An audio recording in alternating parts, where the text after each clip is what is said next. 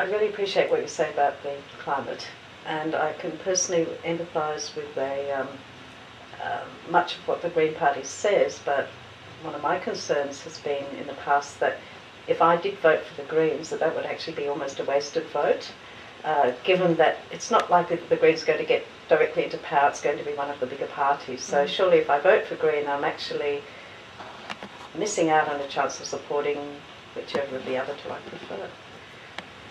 Okay, well, I'm glad in a way that you've raised that, because I think that view is out there, and I'll see if I can convince you that that's not the case. So that in fact voting for the Greens, it's an opportunity to have a double vote in a way, because particularly in the lower house where I'm standing, if you vote, for example, 1 Green and 2 Labor or Liberal or whatever is your other choice, then if the lower house Green, doesn't get elected, your second choice will be elected, and the full count of your vote goes to that second party. And I think it's then possible to be showing those big parties that in fact your first choice was Green, that you really do support the policies of the Green Party, and that they're only getting your vote through the preference of the Green Party. So it's a very potent message to vote Green 1. You're standing for the House of Representatives. I am. Could you explain just really simply the difference between that and the Senate? So in the next few weeks we'll be voting, all of us, for both the Senate and the House of Reps. That the Senate is what we call the upper house. It's the House of Review.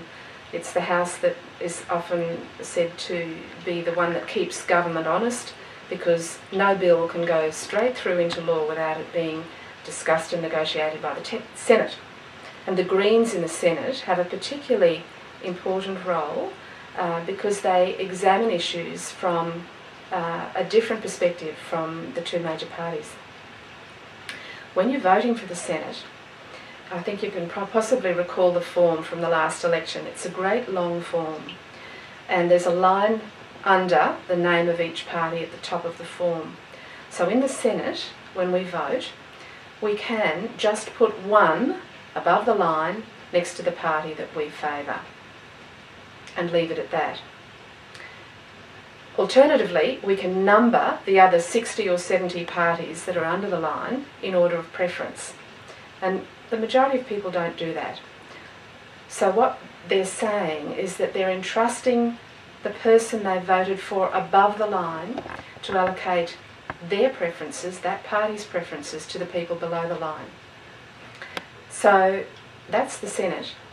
I'm standing for the House of Representatives, which is the lower house, and it's much simpler to vote for the lower house in that on the voting form there will be maybe 5 or 6 or 7 candidates, and you're required to number each square.